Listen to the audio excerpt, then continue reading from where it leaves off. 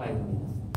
사실 우리 신자분들 이름도 다 알고 있는 분들도 있겠지만 잘 모른다면 최후의 만찬이라는 그림 있잖아요. 예수님께서 성목요일에 함께 드셨던 그 파스카 식사, 그 최후의 만찬을 아주 잘 그린 그런 화가입니다. 물론 또 모나리자라는 그림도 그렸어요. 어떤 예쁜 아가씨 얼굴을 그리기도 했는데, 이분이 르네상스 시대, 아니 어떤 분에 의하면 서양 화가들 중에서 둘째가라면 서러워할 정도, 그 정도 그림을 아주 잘 그린다고 합니다.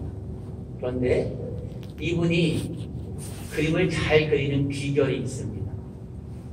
다른 사람은 상상도 못했던 그런 그림을 이분은 아주 잘 그려냈습니다. 사실 최후의 만찬이라는 것을 소재로 해서 그린 사람들은 굉장히 많습니다.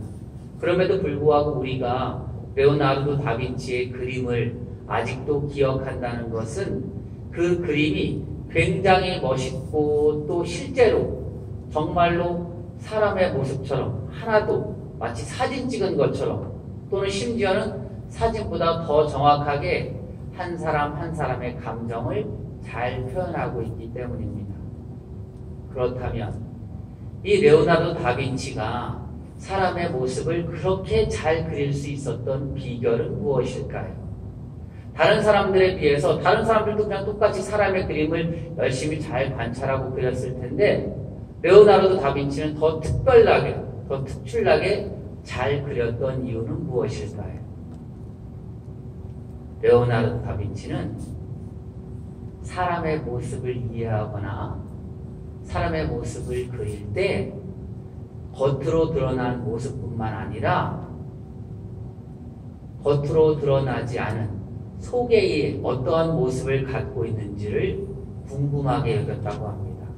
그래서 그 당시에는 불법이었던, 그 당시에서는 해서는 안 된 일이었던 해부까지도 하였습니다. 죽은 사람을 몰래 가져다가 그 사람 해부를 한 거예요. 해부를 해서 무엇을 보았는가? 뼈의 골격을 보았습니다. 그리고 근육을 보았던 것입니다. 레오나르도 다빈치는 나중에 자기의 저서에서 그렇게 얘기합니다. 어떠한 사람의 그림을 잘 그리기 위해서는, 그 사람을 가장 잘 표현하기 위해서는 겉으로 드러난 모습뿐만 아니라 그 사람의 골격, 그 사람의 뼈, 그 사람의 근육을 더욱더 잘 이해해야만 한다라고 말입니다.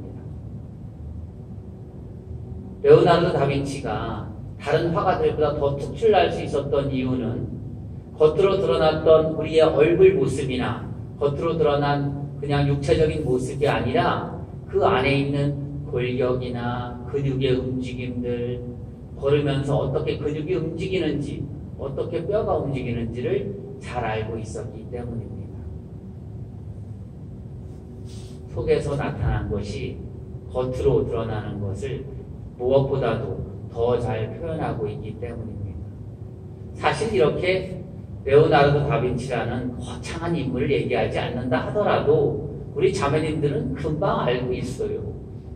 우리 자매님들은 오늘 이 미사를 오기 위해서 예쁘게 화장도 하고 이러저러하고 열심히 잘 찍어 발랐잖아요. 그런데 몸이 안 좋고 불편하고 감기 기운 있고 스트레스 받아서 힘들면 화장이 안 먹어요. 겉으로 아무리 잘하려고 해도 속에 마음이 불편하면 잘 안 돼요. 우리의 속 마음이나 속 생각이 겉으로 드러날 때가 더 많기 때문입니다. 겉으로는 예쁜 화장을 통해서, 멋있는 옷을 통해서, 정말 멋진 옷을 통해서 그렇게 멋지게 보일 수 있지만 그 사람을 한참 지내다 보면 그것은 거칠애인 것을 금방 알게 됩니다. 그 사람이 따뜻한 마음과 온화한 마음씨를 갖고 있으면 그것이 얼굴로 금방 드러나고 있기 때문입니다. 오늘 우리가 들었던 제1독서에서도 하느님께서는 겉모습을 보지 않고 우리의 속마음을 살펴보신다고 말씀하십니다. 사무엘은 이제 새로운 왕을 뽑기 위해서 이제 먼 곳으로 떠나게 됩니다. 그래서 그곳에서 이사이라는 사람을 부르고 그 아들들을 부르고 있습니다. 그 중에 큰아들이 사무엘이라는 사람 앞에 나타납니다. 그런데 그 사람이 굉장히 키도 크고 잘생겼나 봅니다. 그래서 사무엘은 그 큰아들을 보고 이렇게 얘기합니다. 아하, 주님의 기름 부음 받은 이가 바로 여기 서 있구나. 그때 주님께서 사무엘에게 말씀하십니다.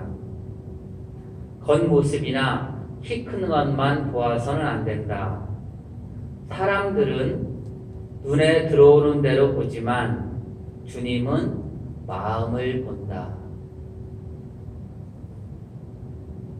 하느님께서는 우리가 드러난 행동이나 우리의 겉모습이나 이러한 것들도 중요하다고 생각하기보다는 하나님께서 보시기에는 우리의 속마음이 훨씬 더 중요하다고 생각을 하는 것입니다.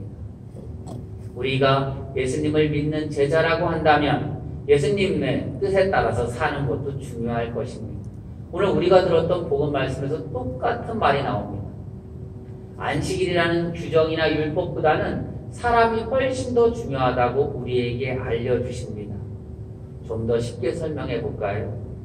우리 레지오 단원들도 있고 이러저러한 일을 하게 됩니다.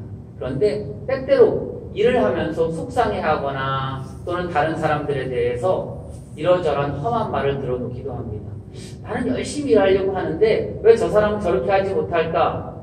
왜 저렇게밖에 일을 못할까? 라고 하면서 그 사람을 비난할 때도 있고 또 그 사람에 대해서 뒤에서 이러저러한 험한 말을 할 때도 있습니다. 네, 예수님께서 우리 마음 안에 들려주시는 말씀이 있는 겁니다. 하느님께서는 사람의 눈처럼 겉으로 드러난 일을 보는 것이 아니라 사람의 마음을 본다고 말입니다. 물론 일을 잘 처리하고 매끄럽게 처리하고 다른 사람들한테 불편함이 없도록 잘하는 것도 중요할 것입니다. 하지만 그것 때문에 만약에 우리의 형제 자매가 상처를 받고 마음 안에 깊은 생채기를 받는다면 그것은 잘못된 일일 것입니다. 이제 분명해졌습니다. 우리 신앙인은 겉으로 드러난 일이나 겉으로 드러난 모습을 보는 사람들이 아니라 그 마음을 살펴보는 사람들입니다. 다른 사람들의 마음을 살펴보는 것, 그것은 쉬운 일이 아닙니다. 천천히 신중하게 인내를 갖고 해야 되는 일이기 때문입니다. 언뜻 한 번 딱 보고 난 뒤에 에이 저 사람은 저런 모습이니까 나한테 별로 도움이 안 될 거야 라고 생각하기보다는 그 사람의 마음을 헤아리기 위해서 가만히 지켜봐주고 또 가만히 인내로서 이렇게 사랑의 따뜻한 시선으로 지켜봐주는 것이 훨씬 더 중요한 일일 것입니다. 오늘 하느님께서는 독서 말씀을 통해서 예수님께서는 복음 말씀을 통해서 우리에게 당부하십니다. 겉으로 드러난 모습이 아니라 속마음을 바라보라고 말입니다. 어쩌면 우리가 겉으로 드러났을 때 받았던 그 상처가 그 사람의 속마음을 이해할 때 내 마음의 상처가 치유될지도 모를 일입니다. 잠시 묵상하겠습니다.